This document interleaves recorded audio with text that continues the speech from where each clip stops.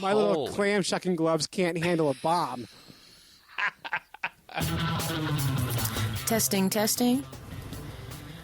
Welcome to the Fish Nerds, the podcast about fish, fishing, and eating fish. It's always interesting, usually funny, and mostly true. I'm Doc Martin, and here are the nerds.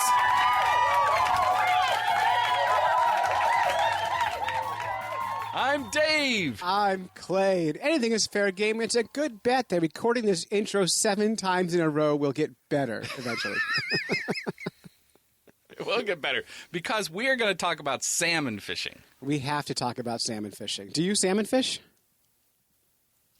When I can get out, I do, although I've only done it like once or twice. But. Right. It's, in New Hampshire, fishing for landlocked Atlantic salmon, it's a rites of passage for springtime. Happens April 1st every year. And fishermen head out to the big lakes, and they line up on the shores or in their kayaks or on their trolling boats, and they just try to catch all those little salmon. Yeah, up in the White Mountains, these landlocked Atlantic salmon, which originally came from Maine, they are popular to fish for. So, and you went out on the opening day, right? I did, and this year was weird because opening day happened, same time it always happens on, but ice out happened 3 weeks earlier, and usually ice out doesn't happen by opening day. Usually the lakes are still frozen. You're fishing the edges of the ice. So very strange opening day this year. And talking to Fish and Game guys, they said the salmon run mostly was over before it began, before opening day happened. Wow. So really the changing climate, the regulations need to start catching up with sort of the reality of our changing climate. That's interesting. Yeah, well, I mean, and if you look at Maine, for example, they rolled their season back 2 weeks because ice out happened so early. They said, well, if the water's warmer, let's just start fishing earlier. I bet we start seeing more states do that. It makes sense. And what's the big deal? Get people fishing, get their tax money. It works. Fish don't spawn on the calendar. They spawn on each other. Yeah. if they spawn on the calendar, it's a mess. Yeah. What? Terrible. How did you do? So my friend Vinny and I went, and it was tons of people. Vinny! Yeah, hey, Vinny. Tons of people there. We saw a few people catching fish. We were fishing with worms and lures, and people were catching fish just floating a smelt under bobbers. That was the big one. And we didn't have bobbers or smelt or the patience to sit on a dock and wait. So we walked the shoreline, casted, and we talked to people, and then we left. That was it. Oh, well, There you go. Well, at least you got out. We got out. We saw some pictures, some fish, and that was nice. So that's it. Yeah, that's very good. Yeah. Well, it's all about getting out there and getting started, which is what we should do with this podcast.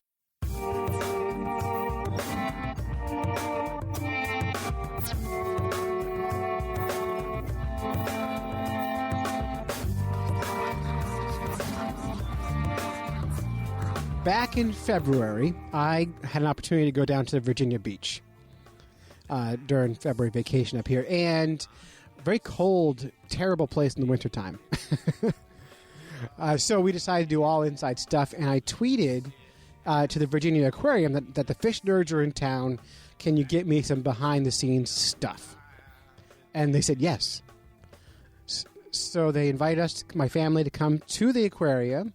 And I sat down with Karen Burns, their educational specialist, and we talked, like an hour about sustainable fishing and eating sustainable fish. They have a program called Sensible Seafood, and you can go to virginiaaquarium.com and read all about it. But anyway, so I sat down with her, and this is what we came up with. I edited it down from about an hour to a half an hour for you, so here it is.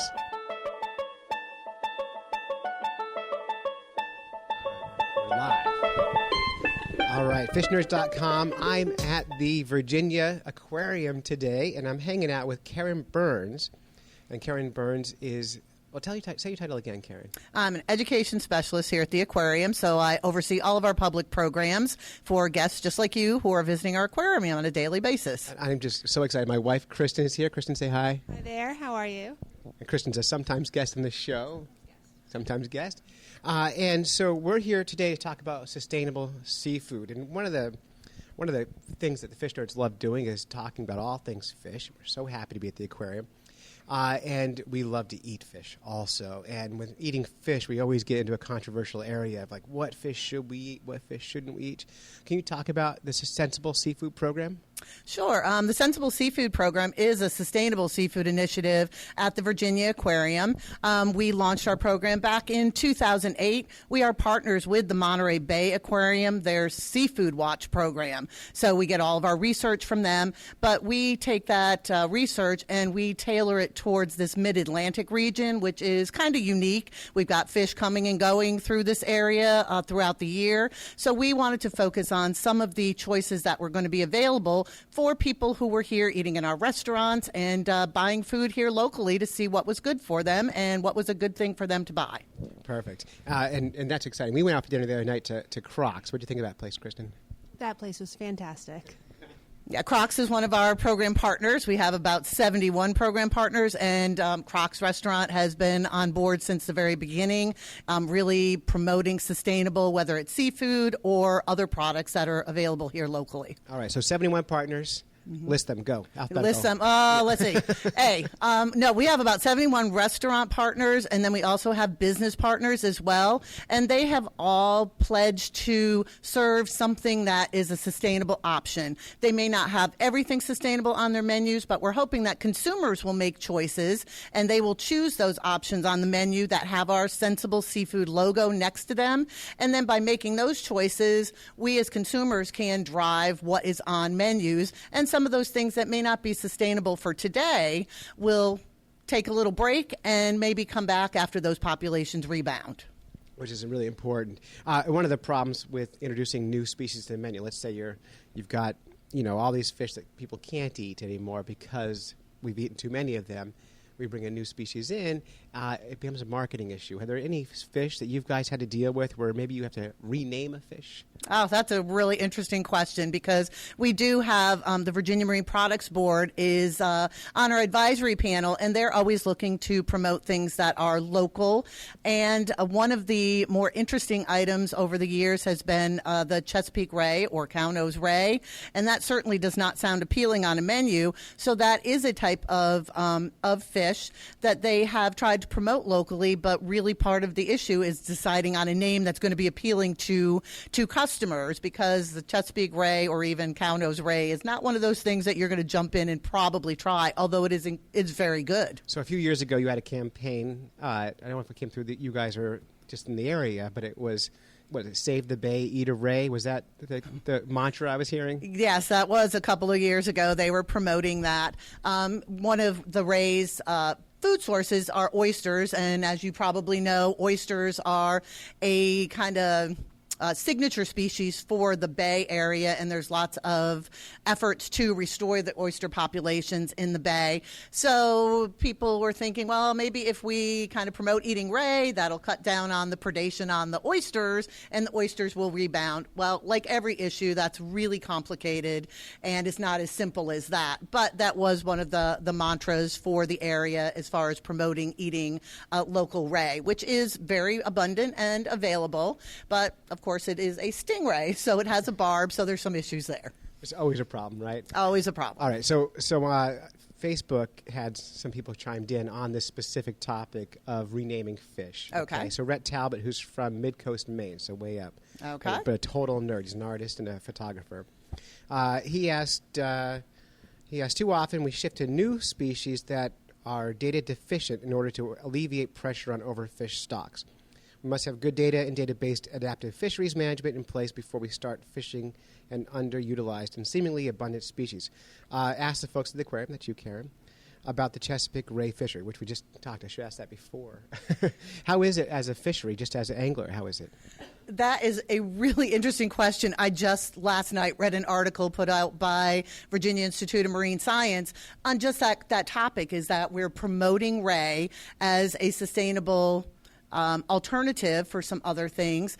And really, what those researchers are saying is, wait a minute, we need to really assess the stocks. We are assuming they're abundant, but do we really have the data to support that? So that's an amazingly timely question from your guest, because we do have to evaluate those, and that is something that we, of course, at the aquarium do not do. We rely on the fisheries scientists and Monterey Bay Seafood Watch scientists to look at these species. If there is a local species that may be important to our area, we can actually look to Monterey Bay and ask them to evaluate a species. And we've done that in the past. Some things that are listed on their red list, which may here locally be a sustainable fishery. So they have actually done that for us. And in some cases, that has moved something from a red list to a yellow list, and that may just be here locally. So that's how we can avoid those types of issues.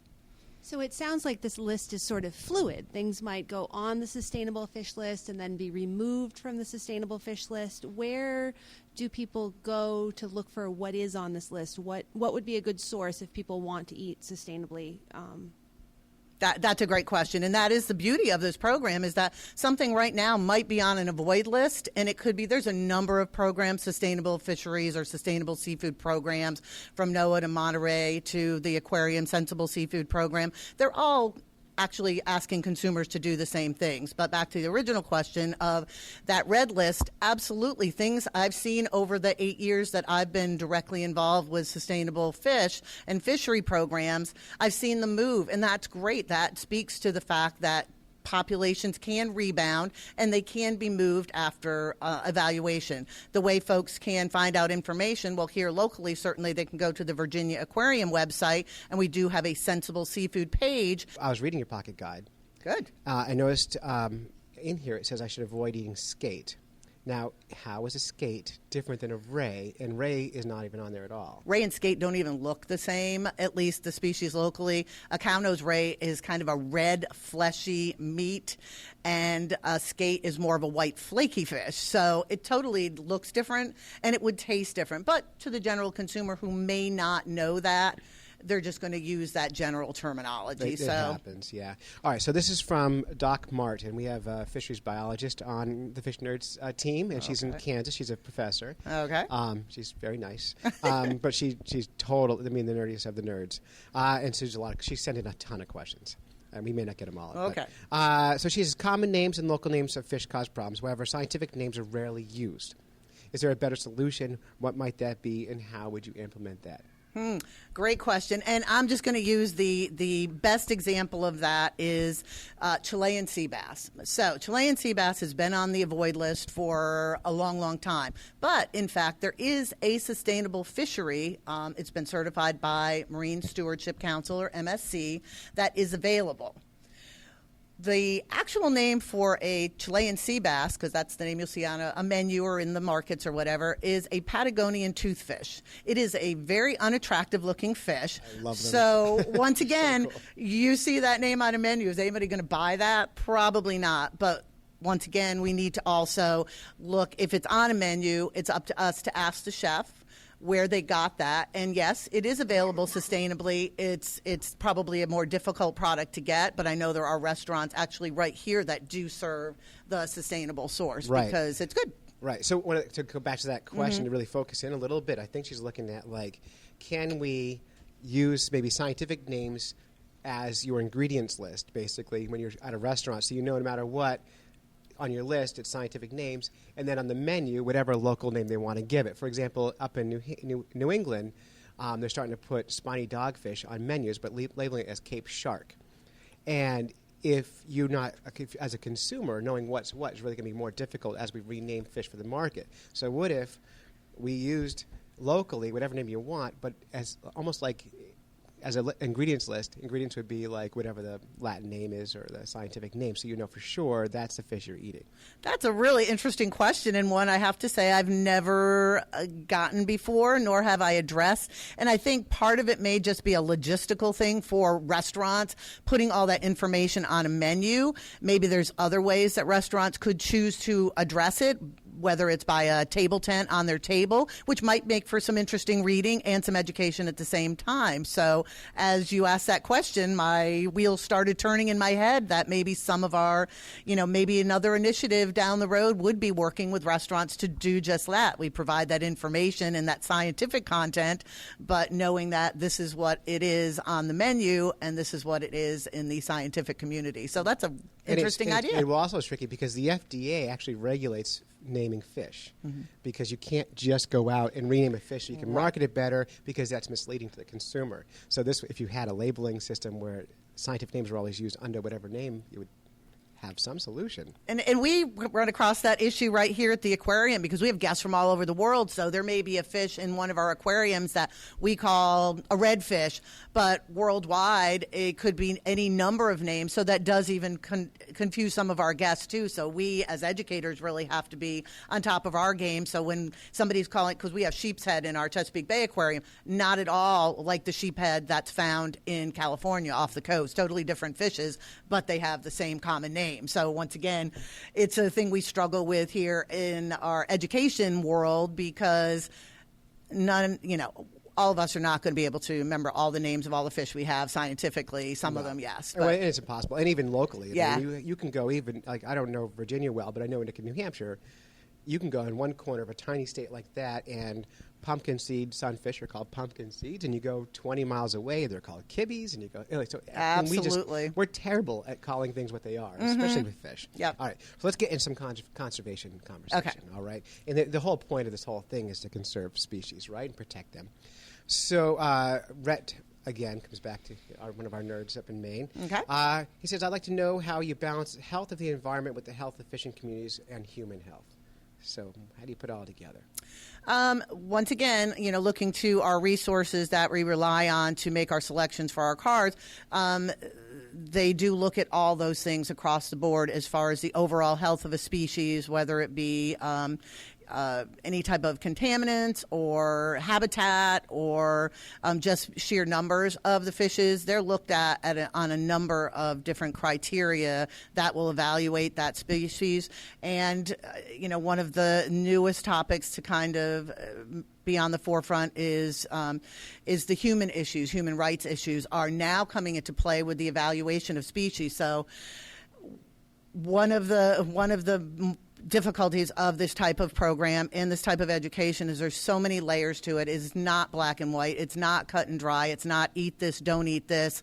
When you look at any given species, you have to look at the species as a whole, where it's from, and ask questions. So it's really just to spearhead some conversation between the restaurants, the providers, distributors, the consumers. Everybody just needs to be aware of these types of questions and issues, but no card, no program is going to be able to say, do this, don't do this. It's really up to us to do a little bit of digging and know the information. Right, know what you're putting in your body. And just this morning on New York Times, there was a front page was an article about the U.S. will not be importing any more fish that are collected by slaves. And that was right front page today. So wow, haven't gotten to the paper today. The conversation's been happening. Excellent. It's always ongoing. And, again, fish being so important. One more really important question. This is from Zoe. What kind of fish goes best with peanut butter? Well, I love peanut butter and I love fish, so I'd be willing to make a nice peanut sauce and put it on on some whitefish of some sort. That sounds really good. The answer is jellyfish, of course. Oh. Zoe's my doctor.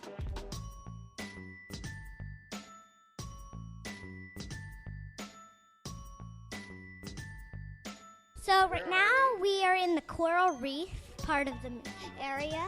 So right here there looks like there's a few rays and unicorn fish and things like that. Oh, the unicorn fish right there.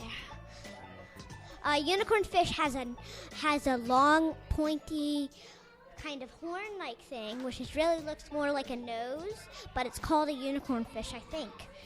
I just learned about him when I was little. It was on. I think this is a model of the coral reef. The coral reef only grows 1 foot every 100 years. That is a small amount in 100 years. There's also this really cool, is that a shark over there? There's a shark over there, and there's fish that's licking it. So I'm wondering if that shark ever eats any of the fish in here. They're really cool. A lot of them come out at night. Would you like to tell some names of the fish that's in here? Sure. There's the spotted eagle ray, the black-wedged butterfly fish, blue-cheek butterfly fish, red-tailed butterfly fish, Orisa butterfly fish, green-blue chromis, sea goldie, Diana's hogfish, green birdmouth wrasse.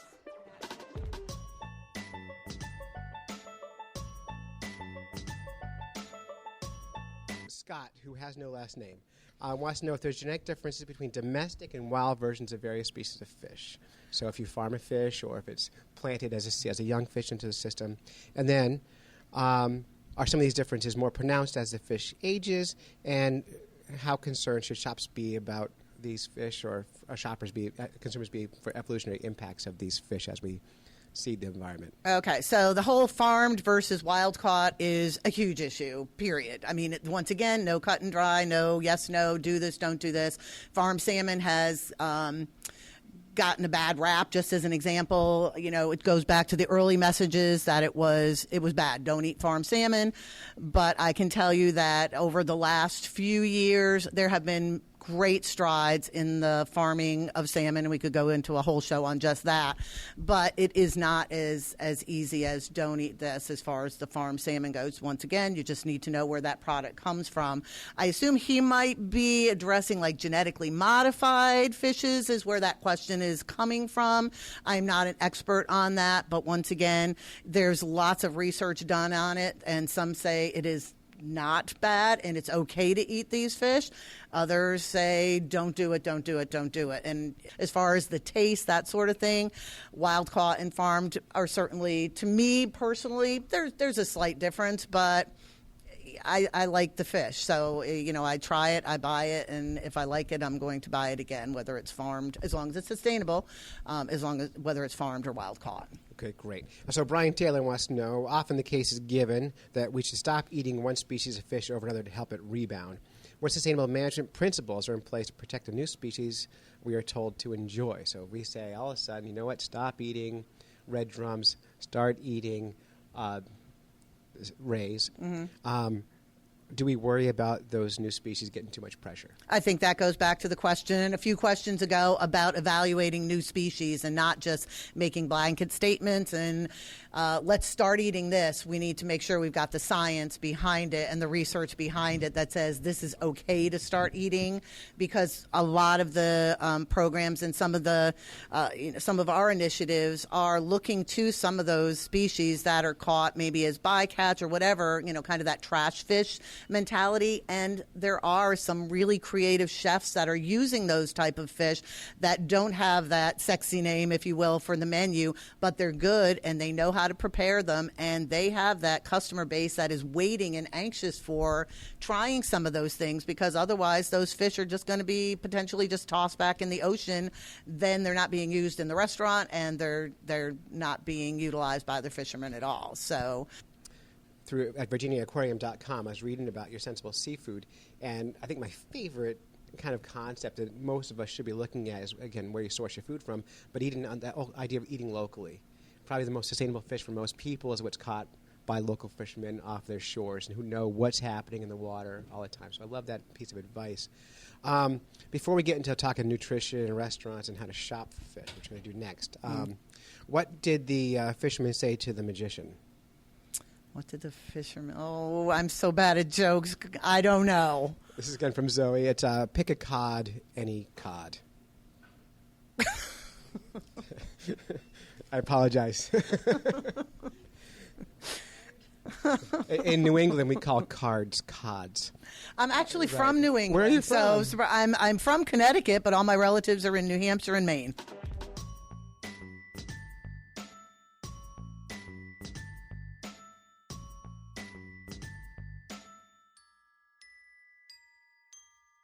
I'm Sam. these tons of fish are swimming around me. There's tons of rays, and the rays look kind of silly because their noses are pointy, but the rest of them are like round. It's weird. There is tons of coral with tiny little fish that swim up and down.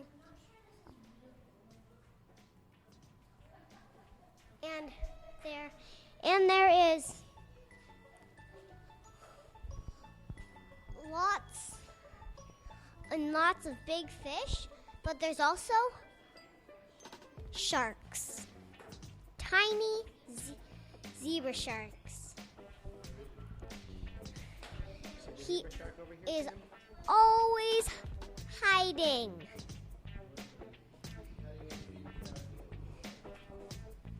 Zoe, can you see the shark?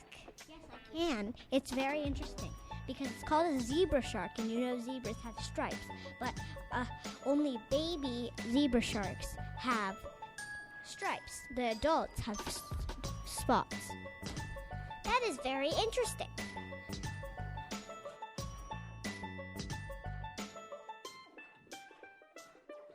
Question, I think. Can I jump in? Please. Okay.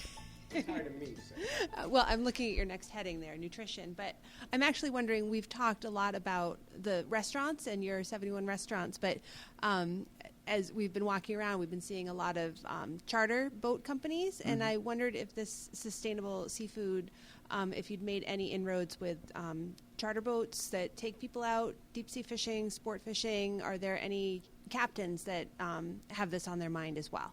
I think so. We have not done a lot specifically with that community, but we are involved with them through a lot of different efforts with the aquarium. So it is something that they've been educated on, and they're certainly aware of the aquarium's program through some of our other efforts. So I guess the answer is yes. It's not a community that we have been able to spend a lot of time with, and it's really just resources within the aquarium. So we do where we think we can make the most good and make the most impact, but certainly that is an audience that we need to make sure is educated on these topics.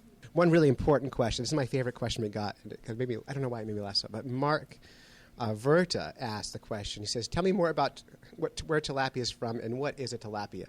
Oh my gosh! I don't know a lot specifically about tilapia. I just know it goes good with pretty much anything. It doesn't have a lot of flavor on its own.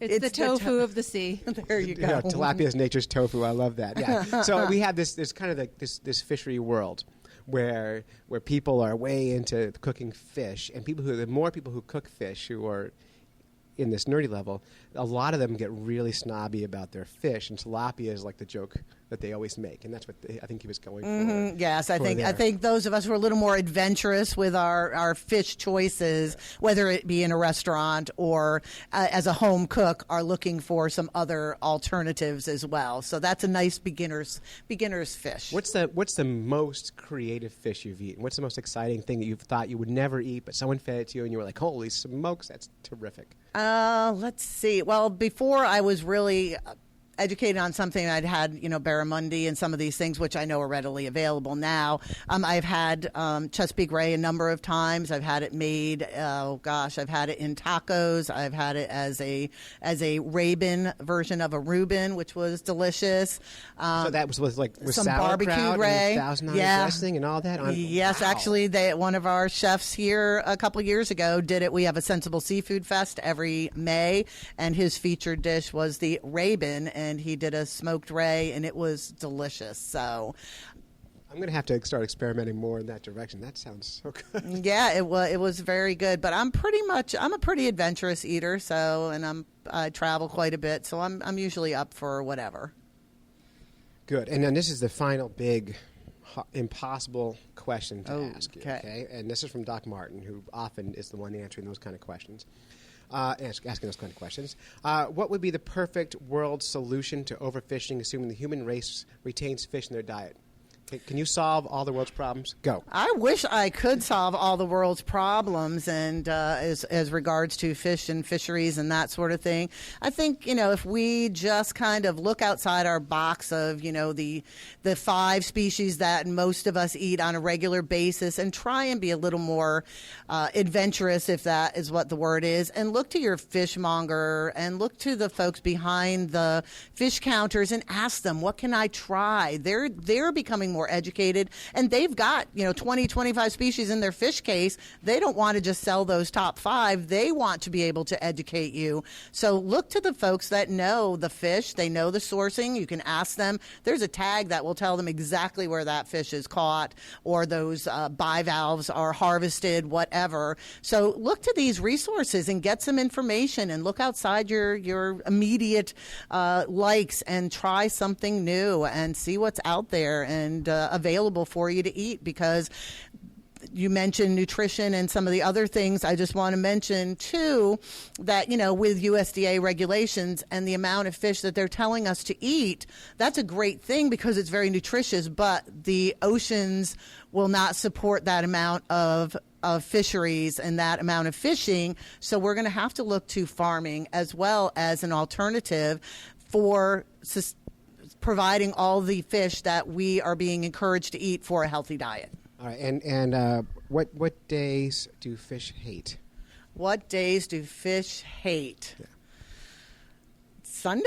Friday. Friday. I was thinking Sunday, out of the water. Okay, Friday. I'm not good at the jokes, am I? It's okay, Chris. Perfect. And for more information on the Sensible Seafood program, you can go to virginiaaquarium.com. And, of course, you can follow them on Twitter and Facebook and all the social media. And that's Karen Burns from the Virginia Aquarium. When is the Seafood Fest? The Seafood Fest is May 26th, 2016, from 7 to 10 p.m. And we have about 30 of our restaurant partners set up here in the aquarium. You can talk to the chefs. You can try some tasty bites of sustainable seafood. And it is a great party and a great awareness event for the program. Perfect. Any final parting words? Have a great time here in Virginia Beach. Hope you're in for a few days, although the weather's pretty nasty today. Let's see, we had snow yesterday, and today it is pouring. So the weather's changed, but I just encourage everybody to do a little bit of legwork and some research, find out what you're eating, and try something new.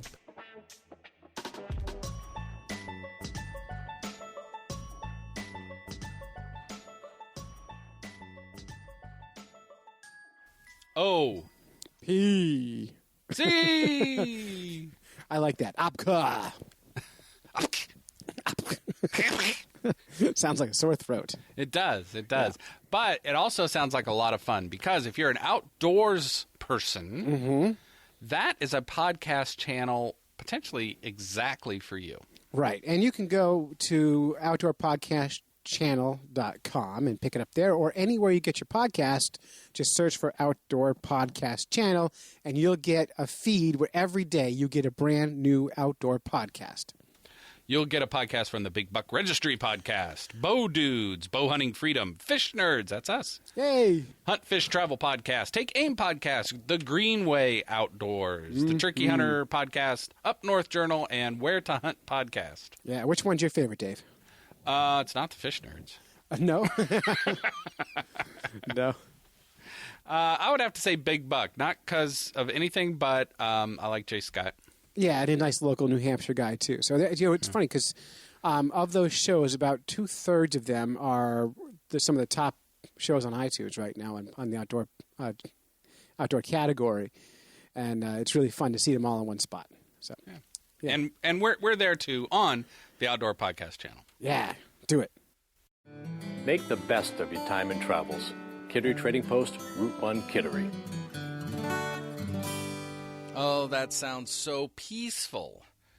But peaceful is not the word to describe one weekend every spring, every year at the Kittery Trading Post in Kittery, Maine, because that is Fishing Fest. And Fishing Fest is known for its aggressive customers going after great deals. So what happens is Shimano, as I understand it, Shimano and Loomis provide Kittery Trading Post with the latest gear and things, and they try it out. And A lot of times that gear is provided to Kittery Trading Post, that Kittery Trading Post with the reps can provide very inexpensively, 50 to 70% off of what folks can normally get it off of list for one day only on Saturday of Fishing Fest. So I'm in the market for a new surf reel, so I thought, aha, this is a perfect opportunity to get down early and see if I can get myself a really sweet Shimano reel and do a Fish Nerd segment as well. So it all began early in the morning at 8 o'clock, and I got to go through the employees' entrance.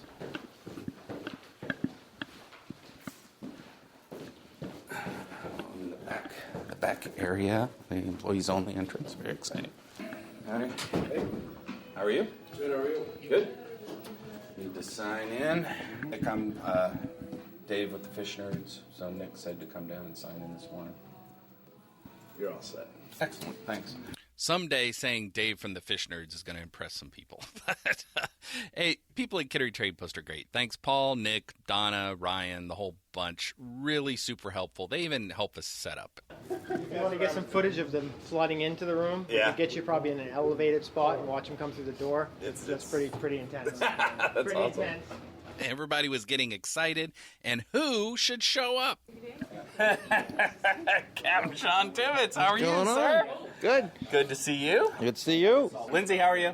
Good, how are you? Good. Having a good day here? Of so course. Far? Yeah. It's always fun at KTP. I know. It's going to get crazy here pretty soon. Yes, too. the Stampede will come through about 9 a.m. Now, while I was waiting for the event to start, I wanted to ask people, if they had to catch a fish now, what would they be going for? Brown trout. Really? Yeah, the sea run browns are starting to show up real heavy. Saco River's full of them. They're catching 2, 3, 4 a day. Nice fish. Well, the guys that I know are going there. They're specifically looking to see if they can find the shad, so they're throwing shad darts. Oh, yeah. And they're getting them as basically as bycatch. He caught one, and then he switched over to a moose-lick wobbler, I think, and was pitching that in the eddies, and ended up getting a couple. Sean knows his fish, and he's always giving us advice on the Fish Nerds. What you got to check out, you and Clay need to get balls deep sinkers. I've seen them. You need to get whoever invented those things. You need to do an interview with them. They have like sweaty balls. They have like sweaty balls. Discussion of the morning That this was- morning at our house. Yeah, really. Seeing I those. woke up to, I'm getting these. He was so excited. I got to find somebody to make me some like 20-ounce balls. Because 1-ounce balls don't work. Don't work. I was asking him what he was there for. Repping for Finor, Stormer, and Quantum. And Lindsay's doing the same. Finor makes those big tuna reels. How much do those cost? The retail's about $1,300. It's lovely to have 6 of them on the back of the boat. Look back and go, there's a new car. I'm going to try to get a surf reel if I can get in there. You're going to have to drop some elbows. And Really? Yeah, throw down. You can do it though. Shimano? I don't know. I want something good, but I don't want to pay a whole lot. What would you get? I'd go with either a new lethal. either a new lethal or a Boca. How much are those?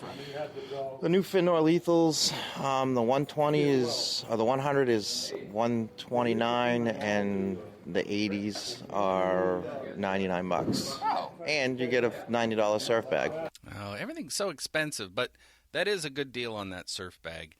I don't know. I just hate spending money, so I had to think about it a little bit. All right, so 10 minutes before things start up. I realized that I had just enough time to introduce myself to one more person, and I met Rick LaRiviere, Saco River Salmon Restoration Alliance. Sorry, we just changed our name. We used to be the Saco River Salmon Club in Hatchery. We're now the Saco Salmon Restoration Alliance. We have a hatchery in Biddeford. Oh, okay. So we raise Atlantic salmon to the fry stage, and we stock them throughout the Saco River drainage. Yeah. We also have an egg planting program, so we're directly implanting fertilized eggs into stream bed gravel.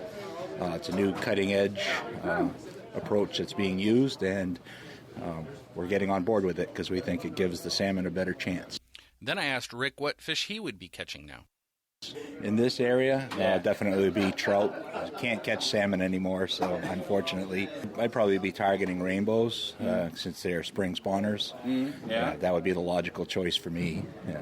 Very good. So you're getting the inside scoop. That's good. Then it was time. So I am a fairly shy person. So typically, I stay away from big crowded areas, and especially I'm fairly not predictable. I like to think through my purchases, right? So this event is kind of anti what I like to do, but I wanted to get in there and see what it was like. So I'm looking around, and this audio footage doesn't quite get it, because you can imagine probably 50 guys milling around in this room. I think they were all men at that stage. And they are just buying bunches of these reels, really expensive reels, like $200 or $300 each, and they're carrying around these totes that you would get in like a grocery store, and they're filled. There was people walking around with 10 Shimano reels, and the people that would get really sort of ostracized out of the group were the ones that would say, "Oh, let me look at a Shimano, blah, blah, blah," and then open up the box and try to do some shopping. No way. People that were planning for this all year knew exactly what they needed. They yelled it out to the guy behind the desk, and he would then bring it all together and just be throwing gear at them, and they'd be filling up their baskets. It was hundreds, thousands of dollars worth of gear moving through. I know it's on huge sale, but I got a little intimidated, to tell you the truth. So I ended up not getting my surf reel, like a fool.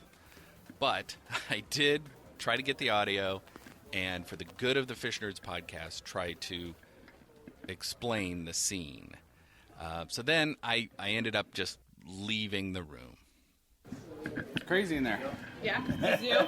It's a zoo in there. Lindsay from MaineTunaFishing.com introduced me to Aaron Divelbus with Shimano. So we're here at Kittering Trading Post today. We're going to have casting demos outside. We have Roy Leva here, who's going to be doing casting demos at the pond this afternoon. So we've got some new products out, but we've got some great old products that they're running some really great prices on. So if you can get out and get down here, check us out. I'm not a sales rep. I'm part of the Shimano Experience team. I travel the country generally with a truck and boat. And the most exciting part of my job is I get to take people fishing. So I actually used to compete on the bass side of fishing, and then I went to work for Bassmasters, and through that continued to make connections and found out about the job opening at Shimano and went for it. I'm actually from Vermont. No. But is it all those bass, like BASS tournaments that give you the twang? Almost everybody who works for Bassmasters is from Alabama. Seriously, Vermont? Vermont. So she knows her stuff. So I asked her about smallmouth bass fishing and smallmouth bass. The seasons are changing, and the fish are constantly changing and doing different things. In the fall, same thing. Conditions change. The fish change, they adapt. You can still catch fish in the fall. Maybe you can't. I can't. As the spring moves in and the water temperature starts to rise, and the smallmouths start to move in to the shore, a rattle trap is going to be a dynamite bait. Like at home on Champlain, a red rattle trap is going to be killer. So I left Erin because she said I really needed to talk to her colleague, her fellow Shimano Experience team member, Roy, because Roy has got it down. He does their casting demos, for one thing. Super nice guy. So I walked around the store. Lindsay helped me find him, and I talked to Roy. Hi, my name is Roy Leva. I'm part of the Shimano Experience team. We go out and give people the Shimano experience, which has a lot to do with product, both rods, reels, line in the Power Pro section. We go to events like this. We put out, our low-profile rods, reels, and have people cast them and play, get a feel. And Roy knows his stuff because, you know what? He's kind of a local guy up here in the Northeast. I am from Massachusetts, Mission Hill and High Park. I'm an inner city kid. Where did you fish when you were growing up? Charles River. Believe it or not, that place is loaded with all kinds of stuff. It had very good smallmouth bass fishery. Yeah. Very good largemouth bass fishery. But it also has a striped bass fishery, migratory, and residential fish that hold over. Great white cats, channel cats, trout, pike. It's got everything. I've caught tilapia in there. I've caught... Oh. Yeah, I mean, it's just... There's all kinds of stuff that end up in the Charles. So, and they are very awesome. They're great with kids. They're great with people. They're great. All my light line skills came from carp fishing. Oh, nice. Because they're very easy. You know, I mean, a couple slices of Wonder Bread in your pocket, a can of corn. You're good to go, you know? So, yeah. I have a house right on Buttermilk Bay. Oh. Yeah, so I fish the canal a lot. Most of my seminars are canal seminars. So I asked Roy, why should I have bought a Shimano reel? Because I'm still in the market. So I'm going between Shimano and Finor at this stage. So, Roy, why a Shimano? Boils down to distance. Yeah. We have our Altegra. Well, we just introduced a new reel called the Speedcaster. Yeah? Yep, and these are all long cast. And what makes them long cast is very large, shallow arbor spool. Yeah, okay. And then very slow oscillation. So depending on the reel, it either takes 50 turns of the rotor for the spool to go up and down one time, or 100 turns of the rotor for the spool to go up and down one time. So the line is being micromanaged onto the reel. It's a quick pickup, but it's slow getting onto the reel, and it just micromanages the line on. So micromanaging is good in this situation. Yes. It all turns down into a lot of distance with minimal effort. What? So the average person do 80 to 100 yards without needing to know how to cast. Is there anything else you want to say? I love you, Mom. That's it. It was a really good event. It's really, what's better than the actual gear, in my opinion, is the people that you meet. I ran into Sean and Lindsay, always great. The folks at Kittery Trading Post, great. Now I've met Aaron and Roy, really good. Aaron, especially because she's a surprise in that, you see her walking around, and she's a very, camera ready is a good way to say it. Camera ready woman, deep blue eyes that you kind of think, she must be here with, this is sexist, but she must be here with somebody else. And then you talk with her, and she is true blood fishing person, way beyond fish nerd. You can tell that she has been fishing in everywhere and fish is in her blood. So, like I said, it's really interesting to meet all these people. I met the salmon people. In future shows, I'll be doing a couple segments with some of the vendors that were starting new projects, as well as a group that did veterans fishing, where they take disabled vets out fishing up in Maine. It's called In the Mainstream. So I'll be doing future segments on that. So I didn't come away with my dream inexpensive surf reel, but I did come away with great, experiences talking with fellow anglers, which is really what I really get out of all this. So that was my trip to Kittery Trading Post Fishing Fest 2016.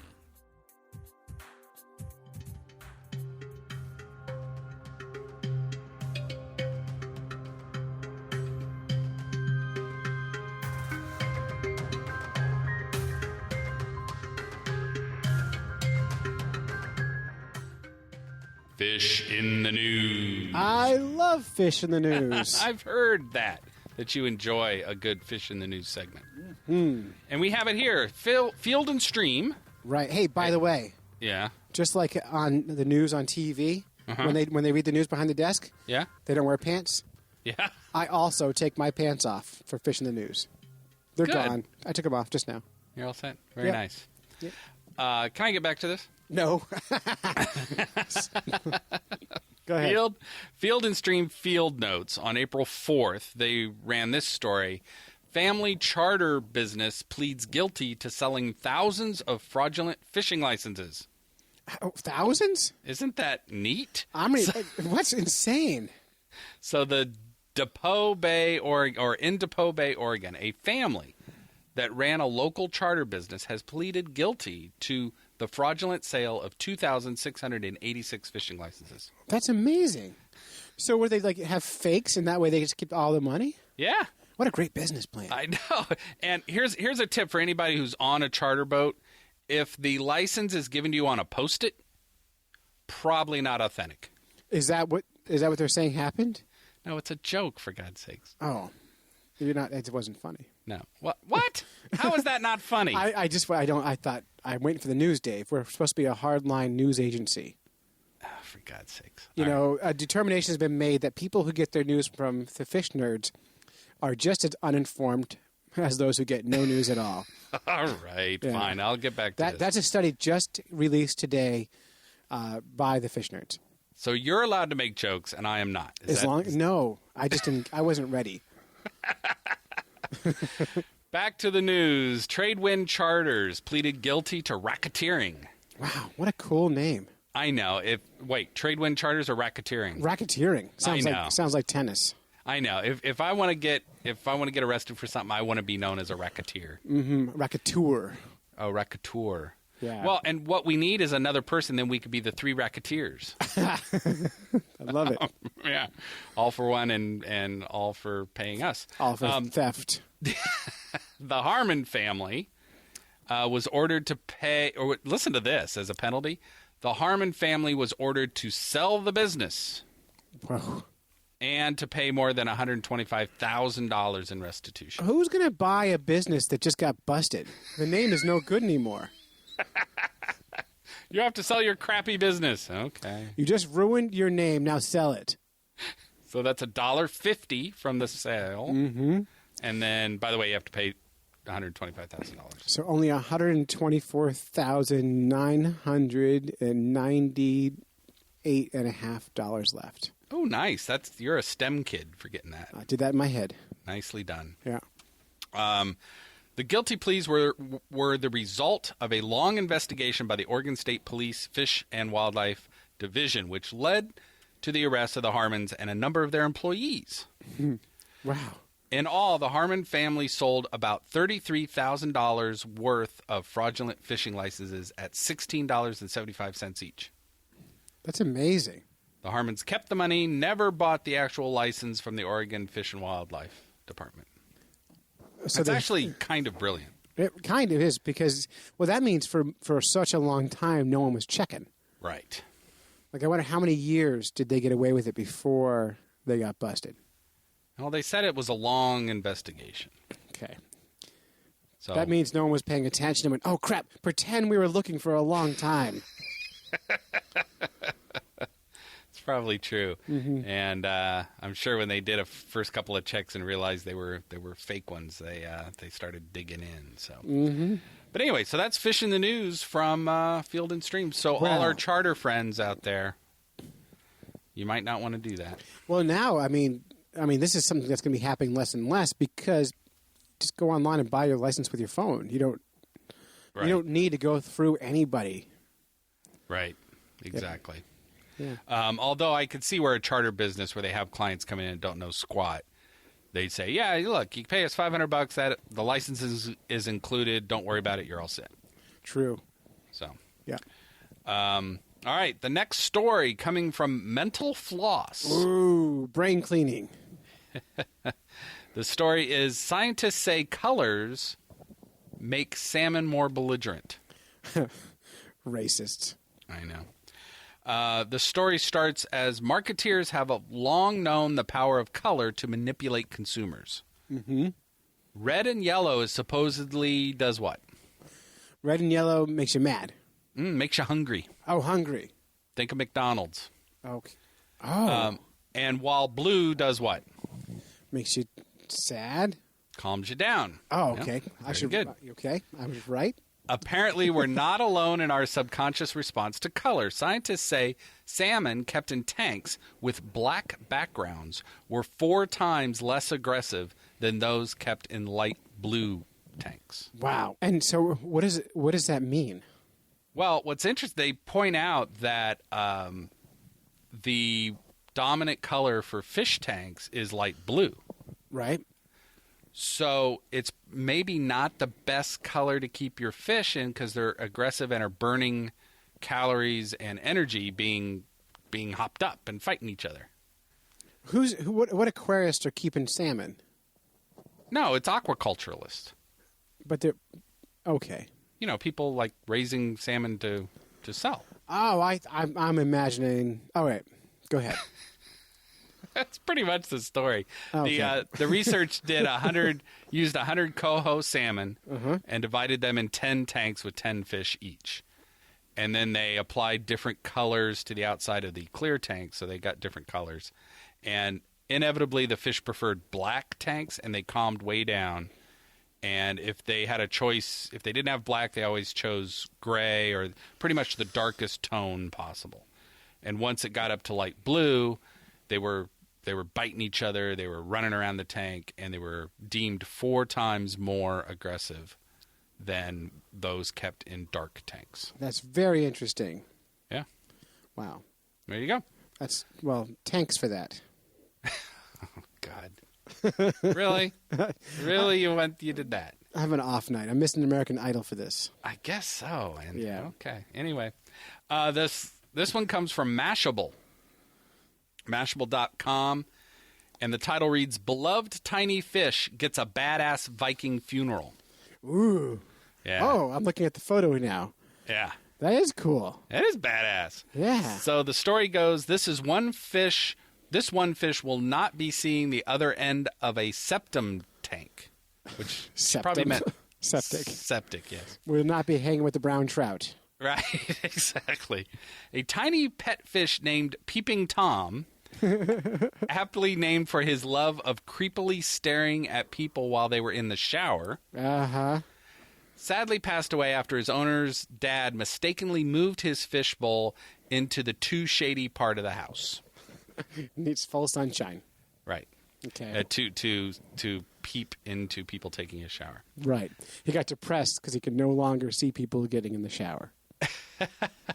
According to the social media source, Tom was only 6.5 years old when he met his untimely death. That's pretty old for a fish. That's pretty dang old for a fish. Yeah. And it looks like a zebra tetra or something like that, or a zebra fish. Yeah. Right. One day, his bowl was moved out of the sunlight by my father, despite specific instructions to keep his bowl in the light. Always blaming Dad. I know. I came home from work the next day to find my wonderful aquatic companion dead. It's so sad. The story goes on. To make up for this mishap, the dad decided to lovingly pay tribute to Tom's life by giving him a Viking funeral, complete with a tiny boat equipped with a sail, treasure troll, figurehead, and lots of matches to get the job done. Did you see the name of the boat? Yes, I did see the name of the boat. It's the SS Boobies. Yeah, the father is a real sweetheart. Yeah, no, a Viking probably would not have named the boat Boobies. Probably not. No, because that's not very Nordic sounding. Mm. Yeah. Well, maybe you didn't have the right accent. Try it in your IKEA accent. Oh, is boobies? You need a umla, a boobie. Boobie, bubbies. Well, it was named for that because of peeping bubbies. Because Peeping Tom's activities. Right. Dirty fish. Dirty fish. While it would take the owner a while to grieve and forgive their dad for this mistake, they admit that the funeral was pretty badass. Indeed. So it was a pyre of matches that Peeping Tom was placed upon. You know what this makes me want to do, Dave? What? Just burn fish. Just because it's so kind of cool. It is, yeah, the funeral pyre. So let's take a moment of silence for Peeping Tom. Very good. I got a fun Viking fact. Oh, good. Yeah, so this is something my wife visited Greenland and came back with this fact, so it has to be a true thing.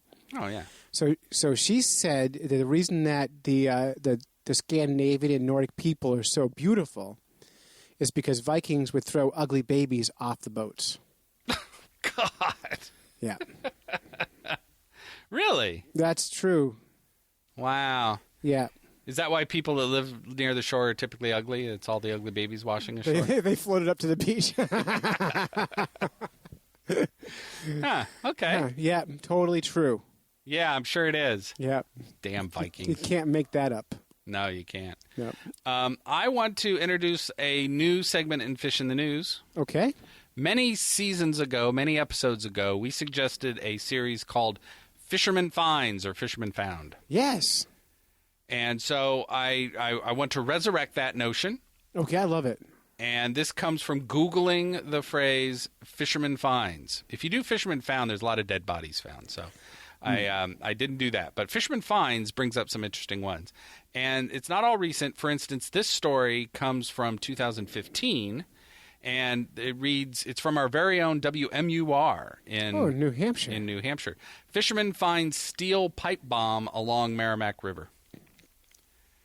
And police say a man fishing along the Merrimack River in Concord found a steel pipe bomb. The police said it was recovered Monday. The device looked like it had been there for some time. He says the tape on it had faded and there were signs of rust. So it's a rusty pipe bomb. Cool. And it had sand and stuff in it. But it doesn't sound very bomby. It sounds like a tube full of sand. Does sound like a tube full of sand. But it looked like a bomb. Well, the bomb squad came out. Well, you know what's funny? Did I ever tell? I used to work at a clam factory. A clam factory? A cannery. A clam cannery, right? For one winter. And it was with prison inmates on our work release program and Pakistani migrant workers. Okay. And then me and my friend Ray, we were both like 18. Yeah, and typically your friends have a nickname. What was Ray's nickname? It was just Ray. Oh. Yeah, at the time we were professional jugglers out of work. God. So, yeah, I know. It's totally a true thing though.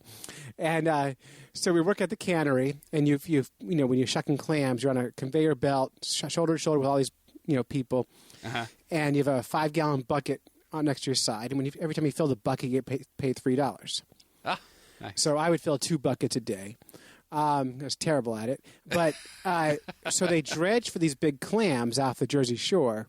And they come right off the boats onto this conveyor belt. And so you're picking them up and shucking as fast as you can. And every so often, the belt would stop and a big sound would come up going, and everyone would be trained to duck under the line. And every 5 feet was a big cement barrel. And what was happening was ever so often, like every day, a grenade or a bomb of some sort would be on the conveyor belt. And if you find one, you have to grab it, throw it in the cement barrel, and hit the red button. And then everyone would duck under the line. Wow. Yeah, that's a real thing. That's amazing. Yeah. So and just so somebody grab it and throw it in the concrete bucket. Yeah, I never found one. Wow. And I think if I did, I would have ignored it and let the guy next to me grab it. No kidding. Take off running. I'm not touching it. My little clam shucking gloves can't handle a bomb. I like all those hard-boiled, salty guys. Yeah, you just pick it up, throw it in the bucket. And they did. And they have a problem with it. So, wow. Yeah, worst job ever. I went from there to working at McDonald's, thinking McDonald's is the greatest job on earth. Terrible, terrible work. Wow, that's amazing. Yeah. That is an amazing story. Mm-hmm. And to think that, kept your struggling juggling career afloat. Okay. We struggled. You should have juggled the bombs. I thought of it. Yeah. Even when I was 18, I was too smart for that. Oh, wow. I wasn't smart for anything else, but I was smarter than that. Wow. I wasn't smart enough to go to college at 18. And you've mentioned on the show, and I love this, is that the only college you applied for was Clown College, right? Right. It's exactly true. Yeah. That's beautiful. Beautiful story. Mm-hmm. And beautiful fish in the news. So there you go. There it is.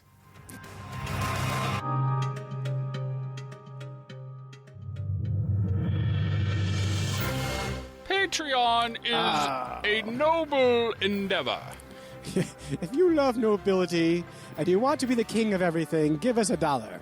Yes, it's the secret to being appreciated. Or not appreciated, whatever. Good F's.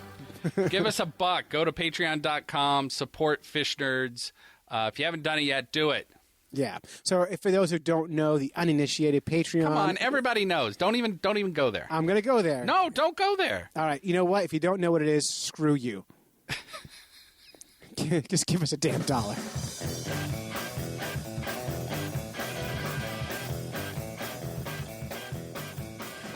So that is it. That's it. You've listened to a couple of Fish Nerds when you should have been fishing. We'd like to thank our families for supporting us while we podcast, go on fishing quests, and do all sorts of silly things that middle-aged guys do. If you would like to support the Fish Nerds, go to patreon.com and give us $1. A very special thanks to the staff at the Virginia Aquarium. Yes. For hosting the Groves family outing to look at the fish. Awesome. Mm-hmm. And a big thanks to Kittery Trading Post and all the folks there for letting the Fish Nerds come witness the amazingness that Fishing Fest is. And until next time, follow the code of the Fish Nerds, spawn early and often. Avoid free lunches with strings attached. And swim against the current every chance you get.